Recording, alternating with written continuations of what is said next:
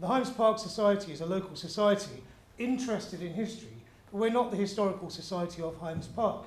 Highams Park being covered, obviously, by the Walthamstow Historical Society itself. The Highams Park Society puts on a number of events through the year: walks, talks, historical exhibitions. And last year, for the first time ever, we held a talk here with lunch, and it was very successful, so we thought we'd repeat that. Last year, Sir Philip Warner, who is the current Lord of the Manor, interestingly, he wasn't aware he was Lord of the Manor until we wrote to him. He was able to be here. He can't be here this year, but he does send his good wishes to us, as he is also our honorary president. My talk is entitled The Warner Family, House Builders and Lords of the Manor. Now, when we hear the name Warner in Waltham Forest, we think very often of the Warner estate, the Warner flats, in fact. Now, in this talk, I'll be telling you a little bit more about the Warner family from 1800s and onwards. I'll be talking about what their role was in shaping this part of southwest Essex, now London, and a little bit about their life here at Highams, where they lived from 1849 onwards as Lords of the Manor. I've got a couple of thank yous to start this talk with. Firstly, to the late Philip Plummer, who I believe only died a couple of months ago. Philip Plummer was chairman, I believe, of the Highams Residents Association. He was also secretary or chairman of the Walthamstow Historical Society as well. He wrote a fantastic little book, Courtney Warner and the Warner Estate, A Brief History by Philip Plummer. And I do recommend this. It's available in Andrew Gould's V&A Books and Gifts, and I do believe Vestry House Museum sell it as well. Some lovely photos in there and lots of information, some of which I used for this talk.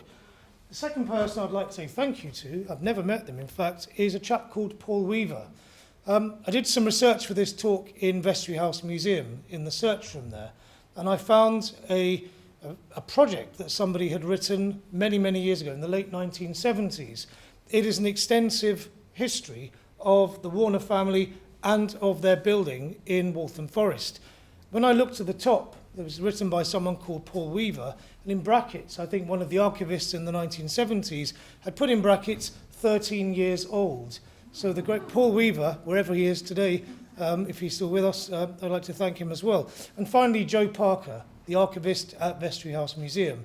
Joe Parker, if you know Joe at all, or the search room, has an extensive knowledge of all things, not just Walthamstow, but Waltham Forest. She's a great asset to the borough. And if any of you ever want to do any research on your house, your locality, or your family, if your family originates in this part of the world, I do recommend getting in touch with Joe Parker.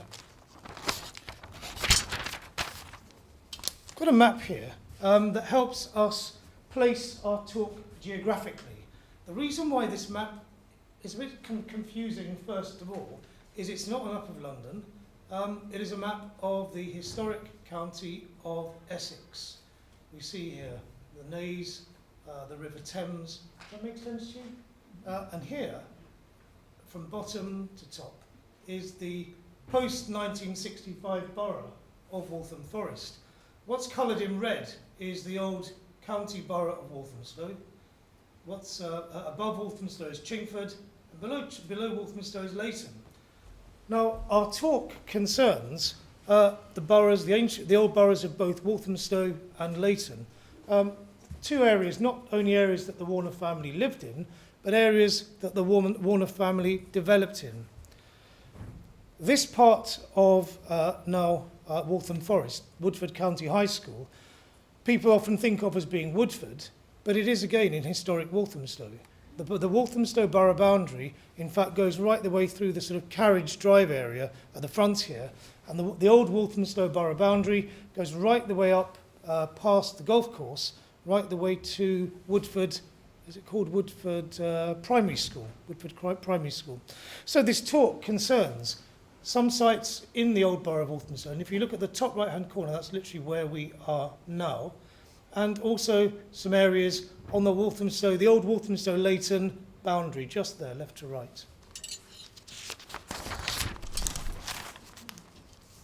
So, firstly, who were the Warners? I'm sure you're all aware of this sort of fantastic 1950s, well, late 1950s building. It's not quite a fantastic building these days. It's maintained in a reasonable way. However, on the clock tower, which is on Hoe Street, at the top of High Street and the bottom of Church Hill, there are these shields of the old families of Walthamstow. This shield here belongs to the Warner family. So if you're walking past here another time, you'll know that this is the Warner family's shield. Who were the Warners? Well, they are a family who, like many families in England, can trace their family back hundreds of years. But for at least 500 years, they were pretty much an Essex family. Some of the history books I read from the 19th century, almost comically now, describe them as coming from good Essex stock. Sounds like some sort of a line of livestock. But the account of them having, there is an account of them having another lordship of the manor, which is the lordship of the manor of Mercy in the eastern part of Essex. As I've said, the Warner family shield is just there. One aspect that's made researching this talk quite difficult is the Warner family have a habit of using family names, Christian names, again and again and again. We start our story with a line of 3 Edwards, for instance, and 3 names that you will come across in this talk are the Christian names Thomas, Edward, and Courtney. Our story starts with Edward Warner, and he was somebody who lived from 1771 to 1847. He was the son, as I've hinted, of Edward Warner of Leighton. And we believe that Edward Warner of Leighton, this Edward Warner's father, had a house just near Mark House Road on the sort of Leighton side of that junction. Edward Warner's father built a house that we now call Clock House. And I'll talk a little bit about that in a minute. This is a lovely map. I'm glad it has enlarged well enough for you to read it, I hope. This road here, going from northeast to southwest, is the modern day High Street in Walthamstow. This road here is Black Horse Lane. In fact, it's called Black Horse Lane there. And this is Coppermill Lane, still called Coppermill Lane.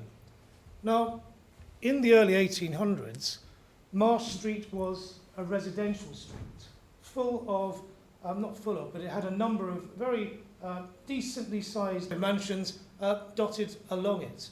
We've got the Clock House here, we've got the Elms there. Now, in terms of today, I'm just sort of placing where we are, where we could walk. Willow Walk is here, so the junction of Palmerston Road and High Street is just here. The Chequers Inn, I'm glad to say, is still there. There is another inn here which sadly has gone, the lovely the Cock that was on the corner of Buxton Road. Interesting site, and a very different Walthamstow from the Walthamstow of even 100 years later. So we have the Clock House here and Marsh Street. Edward Warner, who lived at Clock House, but actually he had an incredible life. He graduated from Wadham College, Oxford.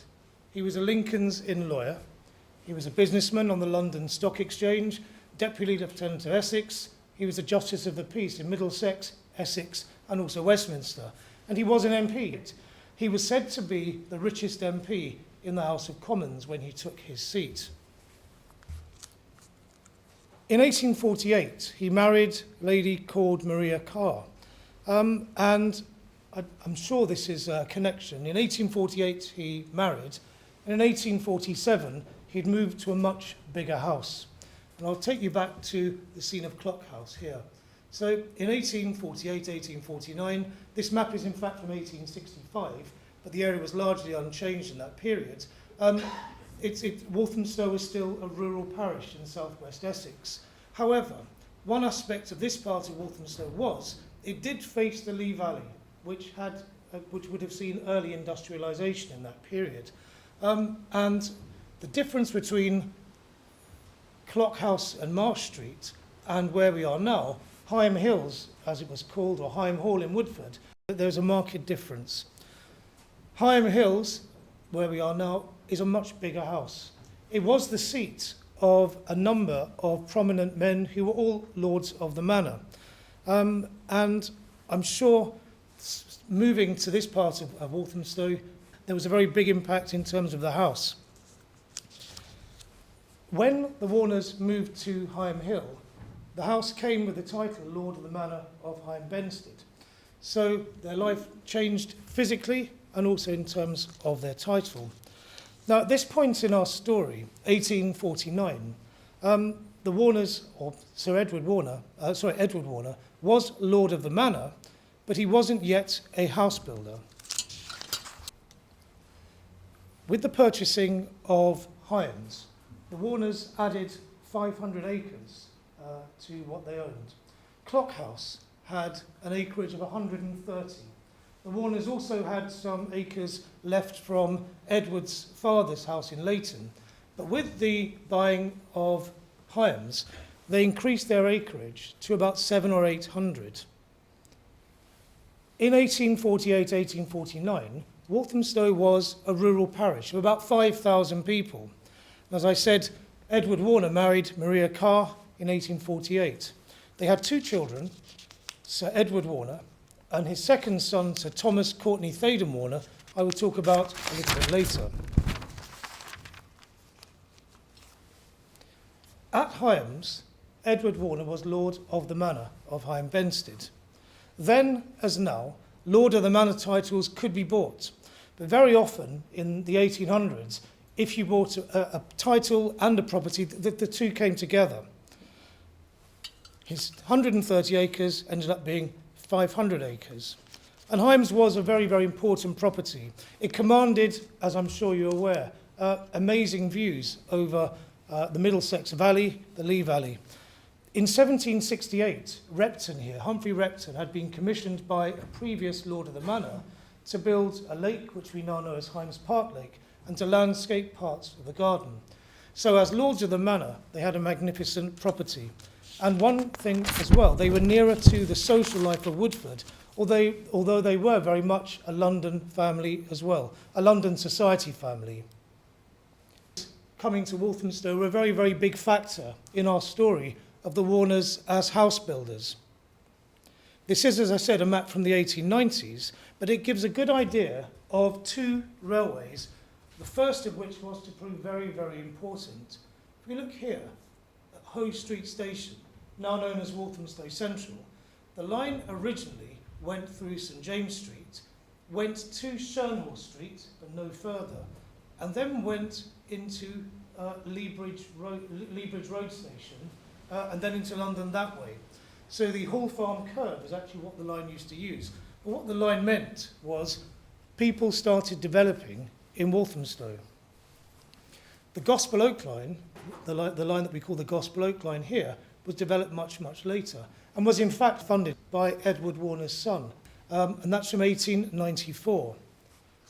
However, even in 1854, Edward Warner had been a supporter of the railway coming to Walthamstow.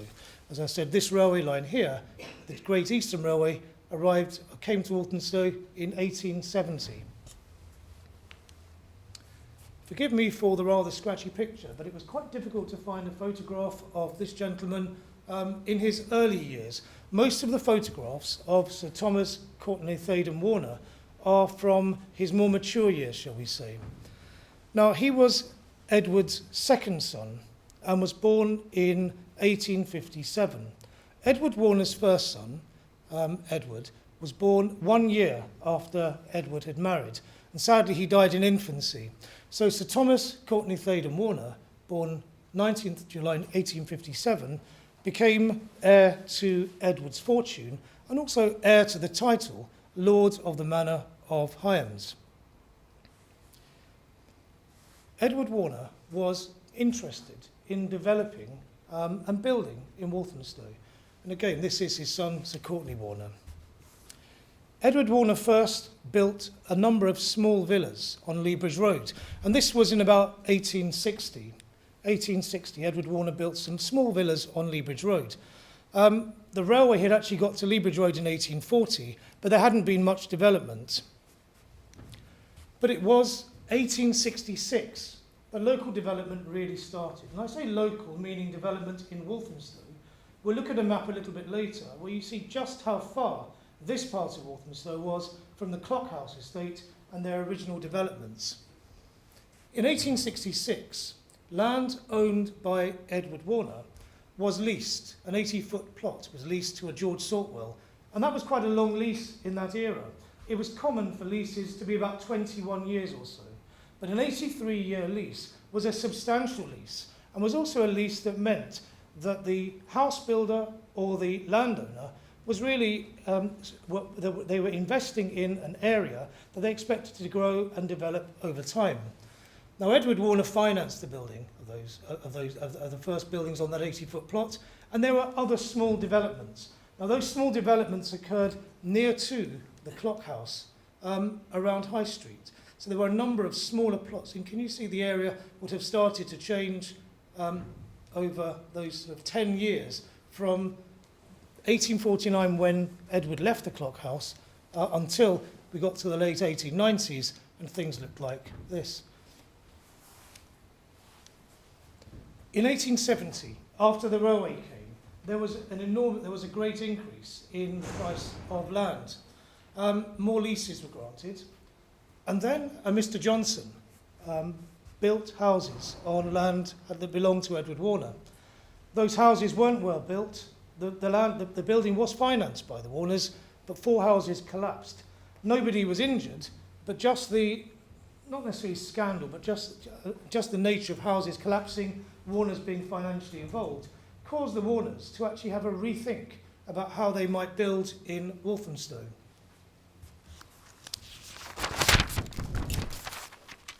Now, 1891 was an important year in the history of Walthamstow, and also in terms of the Warner family as house builders, as well as being lords of the manor.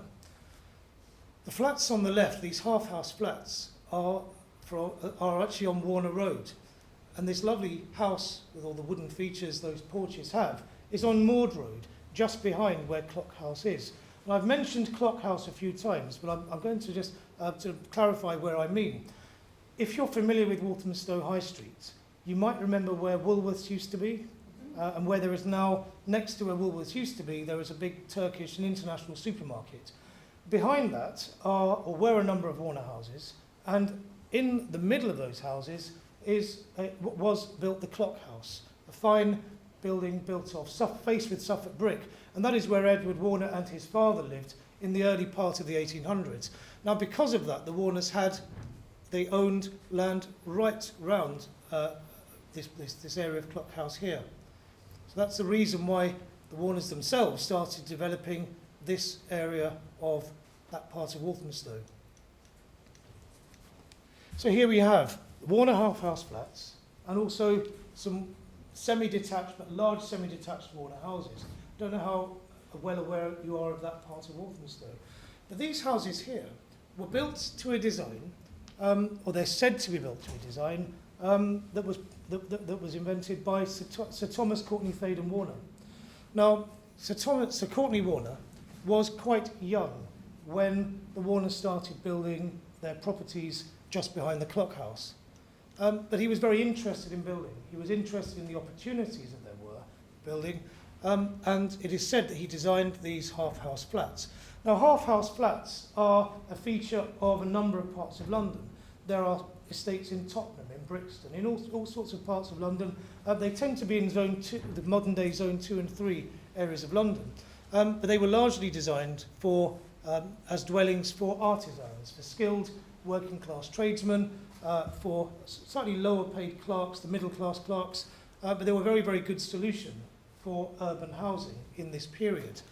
You can see the Warners didn't only build half-house flats, because right the way back in 1891, the beginning of their developing of the Warner estate, they were also building sizable houses as well. One feature of the Warner properties is, or one of a number of their features, is the use of red brick to front them, the use of terracotta, the use of stonework. They were very well built houses. And the Warners ended up developing a housing style all of their own, helped partly by the fact that they used one architect for a number of their properties, a chap called John Dunn.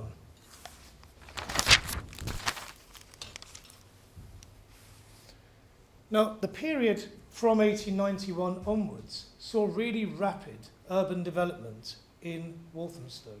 And when I say Walthamstow now, I mean the parts of Walthamstow near to St James Street and Hoe Street Station. In 1898, the Warner family bought the Winds estate. That was an area of farmland just behind and next to Lloyd's Park. Many years ago, when I started looking at the history of Walthamstow, Highams Park, and also the Warner family, I assumed that the Warner family were big landowners. I assumed that where we saw those green and cream houses, I assumed that they were built on land that had belonged to the Warner family. Yes, they had belonged to the Warner family, but the Warners actually bought land in the late 1890s, specifically for development. The prototype half-house flat had been built in 1891, and then the Winds estate consisted mostly of those half-house flats. The Sybourne estate was built on land belonging to Edward Warner's father. It had been in the family for a number of years, and that was built on the Walthamstow-Leighton borders. In 1909, Palmerston Road was developed, Leabridge Road. There are some Warner half-house flats that front the middle part of Leabridge Road, and also Chingford Road, just in front of Sir George Monarch's College now, the old Sir George Monarch's Grammar School. As I said, the Warner half-house flats and the Warner houses were marked by their use of good materials and very, very good craftsmanship. And another feature was they were let on long leases. They were just that bit more expensive than rented long lease properties in other parts of London. And that was because the Warners wanted to attract a good class, good inverted commas, but I'm sure that is the case, a good class of tenants. Tenants who would pay their rent on time, and also tenants that would take care of their flats or house on the estate. As I said, there were half-house flats nearer to the centre of London that were let more cheaply, but the Warners let their flats at a rate slightly above the general market rate. Their impact on Walthamstow was great. These areas cover a large part of the old borough of Walthamstow. Now we come to the area nearer, the part of Walthamstow nearest to us. Now what I've done is I've not put this north to south, because it was actually easier to deal with this way. I hope you can follow it. Walthamstow and the railway that went from St James Street, Hoe Street and Shernhall Street into Liverpool Street eventually, offered cheap workmen's fares. Cheap workmen's fares were not offered from Hale End, the station here. In 1873, the railway came to Hale End, modern-day Highams Park Station. Woodford as well was another station that was near to here, and neither Woodford nor Hale End Station offered cheap workmen's fares. In 1849, as I said, the Warner family had moved to Highams. They also had a London house. This was their, I suppose, country house. But Sir Courtenay Warner was also an MP, just like his father. Sir Courtenay Warner was an MP for North Somerset from 1892 to 1895, and then from Lichfield from 1896 to 1923. So the Warners had Highams as one of their residences. They also had a house on Cadogan Square, and they had a third property that I'm aware of in North Somerset, and I'm sure there would have been a property in Lichfield later on as well.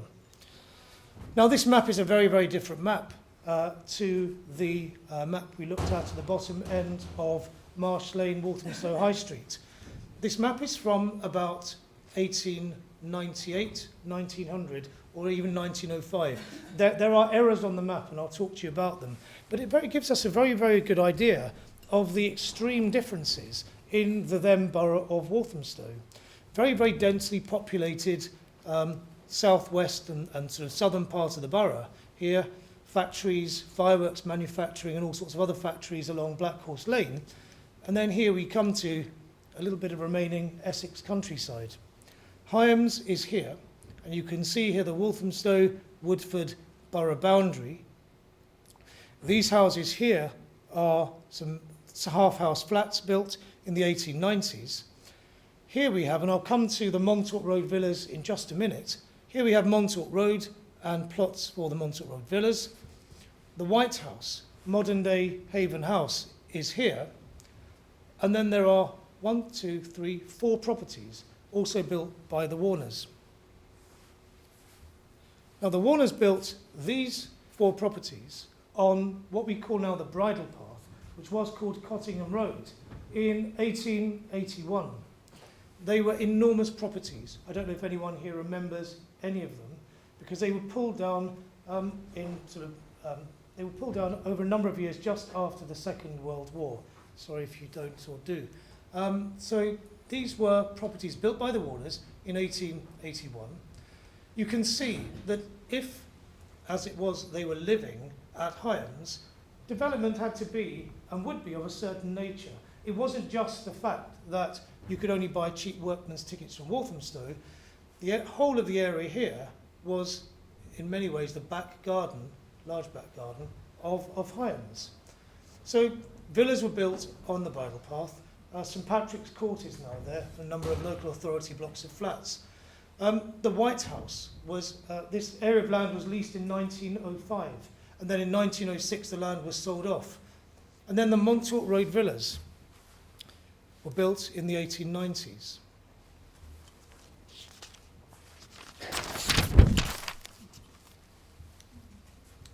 Now this is a view of Montauk Road in about 1900.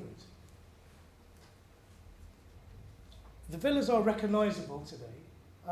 They were built in 1897, and when first built, each pair was a pair of handsome houses.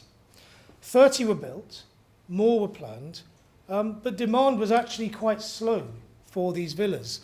And if you can imagine in your mind's eye where Montauk Road is, the villas were built with city bankers and people who worked in the City of London in mind. But it's not very easy to get to either Hale End, Highams Park Station, or in fact Woodford Station from these villas. And they weren't big enough necessarily for people to go by carriage every morning to the stations. So they were villas that some of them weren't let when they were first built. There was no disaster about building them, but they took a long time to let, and not as many were built as was planned. Somebody asked me when I put up this slide a little while ago, what is this crater? But try and ignore the crater. Have a look at the view, because in the 1930s, semi-detached houses were built on the western side of Montauk Road. But for a number of years, this would have been the view from the front of these houses. That's a lovely view. Now we can recognise a little bit of the top end of the Highams Park. Highams Park Lake, I mean it's very hazy in the back of that photo, but Highams Park Lake would be roughly here. So the view from front of villas, Montauk Road. Now the area around Highams was developed, as I've mentioned, over a number of years. But when the Warners moved here in 1849, I don't think anyone could ever have imagined what the coming of the railways would actually mean for outlying parts of London, southwest Essex, or even for England. They lived in a country residence. In 1891, though, Sir Thomas Courtenay Thaden, Warner, decided to sell his lake and his grounds to Epping Forest. So all of this went to Epping Forest and the Corporation of London. In 1897, and that's why this map is slightly incorrect, in 1897, it's a lovely map though, in 1897 the Montauk Road villas were built, so they were already built by the time the White House came about. 1898 the Chingford Lane flats were built, and 1905 the White House was built and then sold by 1906. A very significant date for our talk here.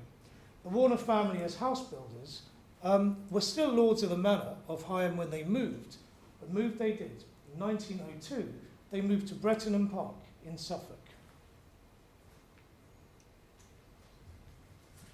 Now these photos are in a photo archive in Vestry House Museum.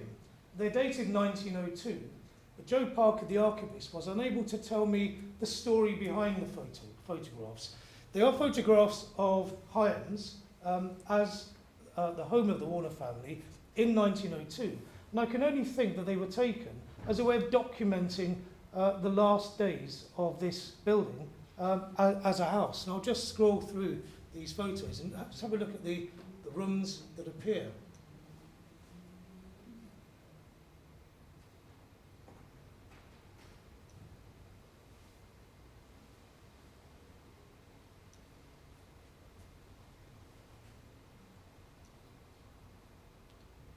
How well you know the building, but it's the main part of the school building as you walk in the entrance door there.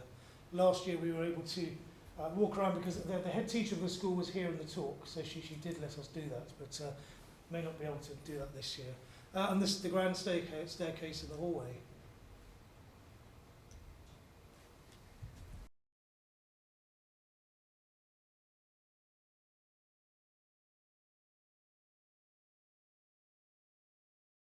We now come to 1912, and the Warner family, interestingly, having left Waltham Forest, or left Walthamstow in 1902, continued to have a very, very big part to play in the development of the 20th century. Just before the First World War, Walthamstow Urban District Council felt there was a need for housing in Walthamstow, and large parts of Walthamstow were undeveloped at this point in time, and large parts of Walthamstow were also farmland. The Warners worked with the Urban District Council to create this estate that's roughly behind Roger Ascham's school, if you can imagine that part of Billet Road. Behind Roger Ascham's school and also behind Aveling Park. There is an estate of, and they look like 1920s, 30s houses, but they're actually designed on garden village, garden city principles. They're built roughly just after the time of Letchworth and Welwyn. You can see here there's a gate because it was a joint venture between Walthamstow Borough Council and the Warner family, or the Warner Estate Company, I should say. And Warner Estates and Walthamstow Borough Council collaborated on this. But the estate was run, by the Warner Estate.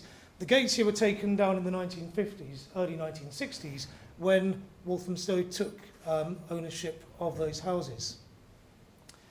We now come to the Highams estate. One thing I would say the Warners were known for was developing sensitively, depending on where they were building houses or flats.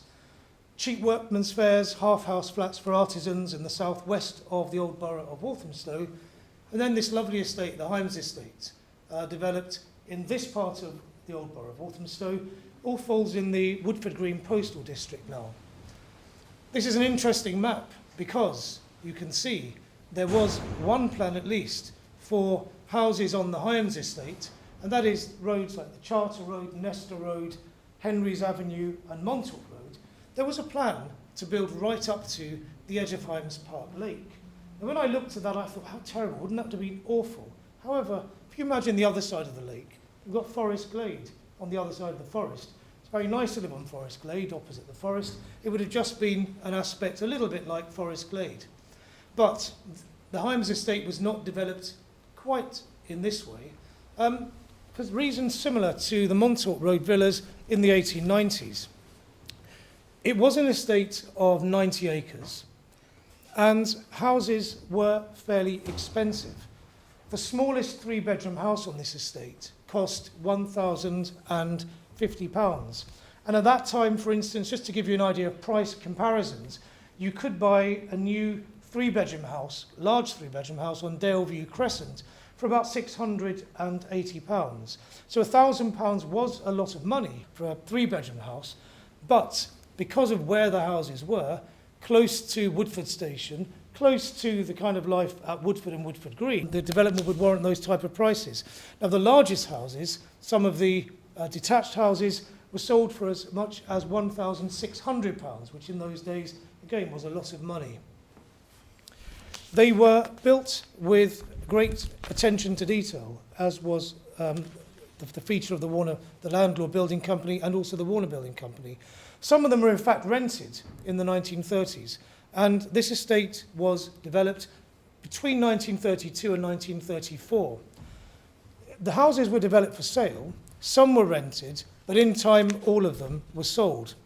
Economic conditions at the time, we are told, led to some of them being rented rather than all of them being sold.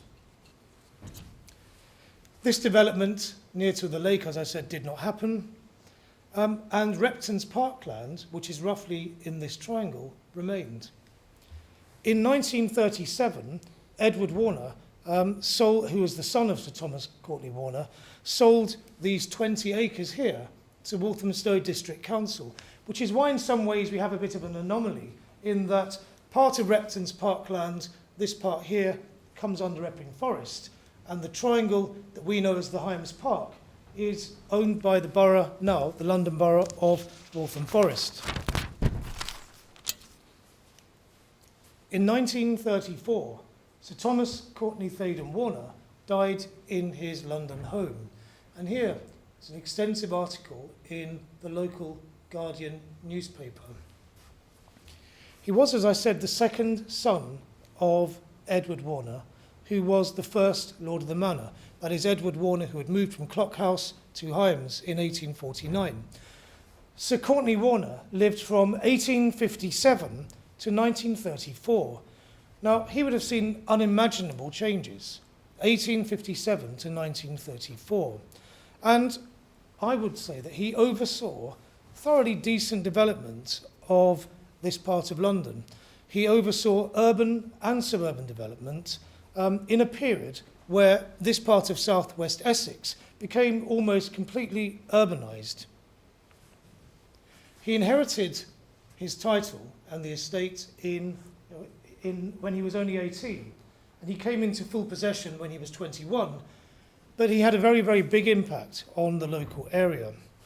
Now, I don't know if you can see these headlines here, these subheadings. Here, a college stroke. He was a keen rower at Oxford. Parliamentarian. As I've said, he was MP for Lichfield and before that for North Somerset. Benefactor. He and his wife supported many local charities and many national charities. A builder of homes. The Warner estate was developed extensively under his guidance. He was also the Charter Mayor of Walthamstow, which is how we get Charter Road here. Walthamstow received its borough charter in 1929, and Sir Courtenay Warner was a local councillor for High Street Ward. They moved to Brettenham Park in 1902. And he was awarded a baronetcy in 1910 as well, the 9th of July 1910. Now, as I've said, the Warners left this property and Walthamstow, or Walthamstow/Woodford, way back in 1902. But they retained an interest in the Warner Estate Company for many, many years. I found this a very, very interesting letter. It's from as late as 1961, and I'll read it to you. This is a letter from Sir Henry Warner, who was the grandson of Courtenay Warner. And Sir Henry Warner was the Warner Estate Company was building a small block of flats. And some of the flats the Warners built to this day, people aren't that aware of, because they're not necessarily part of the old land of the Warner Estate. This block of flats, I don't know if you know where Horn House is, but it's just off Wood Street. We don't often associate the Warner family with that part of Walthamstow, but they developed a block of flats, Horn House, in 1961.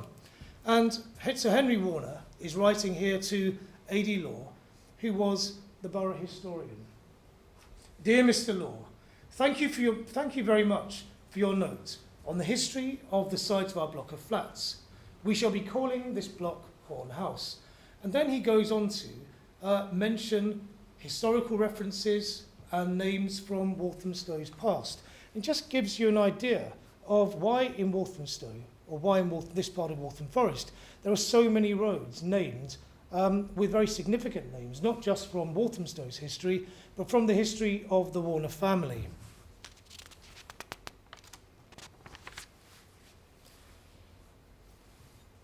Now, the Warner family made the very best, I would say, of a legacy they started off with from the early 1800s. They oversaw, as I said, the development of this part of Essex into a part of the outer metropolis that was London.